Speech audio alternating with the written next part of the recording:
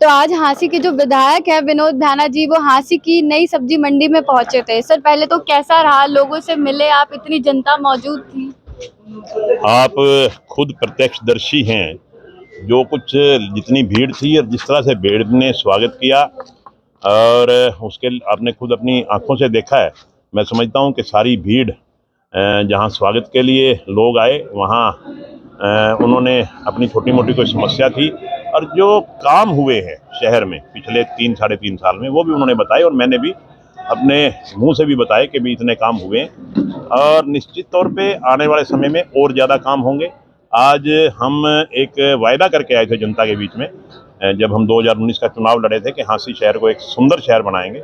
उस ओर हम पूरी तरह से प्रयासरत हैं और आप देख रहे हैं, आप हांसी शहर के किसी सड़क पर चले जाइए, कहीं आपको सीवर का काम होता मिलेगा, कहीं पीने के पानी का काम होता मिलेगा, कहीं सड़क बनती नजर आएगी, कहीं नाली बनती नजर आएगी।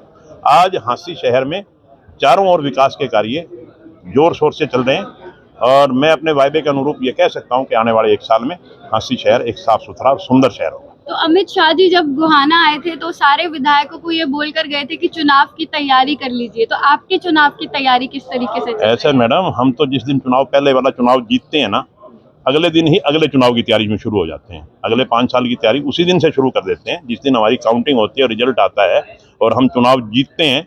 अगले दिन से ही जनता को नतमस्तक होने लग जाते हैं, जनता के काम पूछने लग जाते हैं, जनता की शिकायतें सुनने लग जाते हैं, जनता का काम करवाने का प्रयास करते हैं, इलाके में विकास करवाने का प्रयास करते हैं। यही वो बातें होती हैं जो अगले चुनाव जीतने की तैयारी के लिए।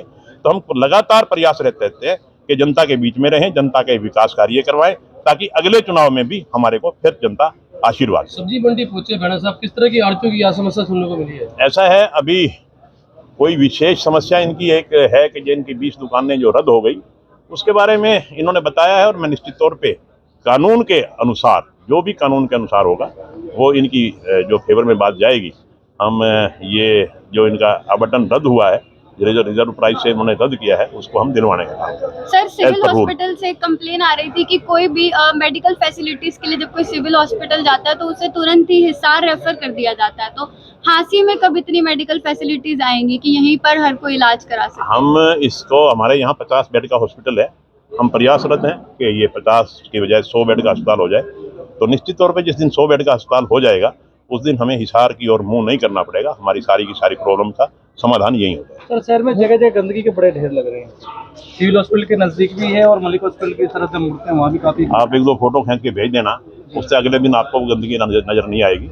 जहाँ तक मेरी नॉलेज है, मैंने सेक्रेटरी को भी और पूरे स्टाफ को, चाहे वो नगर परिषद का स्टाफ है, मैंने सबको कह दिया कि गंदगी शहर में नहीं होनी चाहिए। फिर भी अगर कह रहे हैं आप तो कहीं ना कहीं ऐसी कमी रह गई होगी। आप मेरे को एक आध फोटो और लोकेशन भेज देना, मैं उसका समाधान करूँगा। नीले की भी कोई बात नहीं, पीले की भी कोई बात नहीं। वो नहर महीने में 15 दिन चलती है, हमारी नहर 40 दिन में हफ्ता चलती है। हमें कितना ही पानी मिल जाए, मगर मई और जून में पानी की इतनी जबरदस्त कमी आ जाती है कि लोग पानी के लिए त्राही त्राही कर उठते हैं। जब हमारा महीने में 15 दिन पानी चलेगा तो पूरे हांसी शहर में आने वाले 100 साल में पानी की किल्लत नहीं आएगी। ये मेरी बात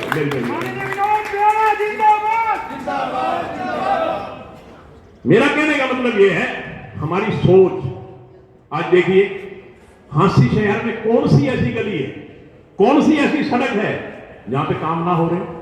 अब किधर चले जाइए, शुरू में मैंने यहां एक स्कीम बनाई कि जिस इलाके में पानी इकट्ठा हो जाता है, बरसात का पानी 2-2, 3-3 दिन तक खड़ा रहता है, पानी की निकासी नहीं होती, उस पानी की निकासी का इंतजाम करें। मैं माननीय मुख्यमंत्री जी से मिला, 7.5 करोड़ रुपए के एस्टीमेट बनवाए, जो कि मुल्तान नगर कॉलोनी से चल के भिवानी में ही पैसा लग रहा है। पूरे प्रांत विकास भिवानी में ही हो रहा है। अगर भजनलाल जी मुख्यमंत्री बने तो पूरे प्रदेश में एक चर्चा थी कि विकास हिसार में ही हो रहा है और कहीं विकास नहीं हो रहा, पूरा पैसा हिसार में लग रहा है। अगर चौधरी देवीलाल जी ओम प्रकाश चौटाला जी मुख्यमंत्री थे तो एक बात थी कि सरसे में विकास हो रहा है, बाकी सारा हरियाणा में कुछ नहीं हो रहा। अगर चौधरी भूपेंद्र सिंह हुड्डा मुख्यमंत्री थे तो पूरे प्रदेश में एक चर्चा थी कि विकास का सारा पैसा रोहतक में लग रहा है। आज मनोहर लाल जी करनाल से एमएलए हैं, पूरे प्रदेश में एक आदमी भी ये नहीं कह सकता कि सारा का सारा पैसा करनाल में लग रहा है। पूरे प्रदेश में समान विकास होगा। ये कितने गर्व और गौरव की बात। हरियाणा एक, हरियाणवी एक, सबका साथ सबका विकास। आज इस नीति पे हमारी सरकार चल रही है, इस नीति पे मनोहर सरकार चल रही है। हम बाहर क्यों जाएं, हम हंसी में खड़े हैं, हंसी की चर्चा करते हैं। जैसा कि मैंने कहा, अगर हम 2 साल कोरोना काल के और किसान आंदोलन के भूल जाएं तो 2 साल उसके बाद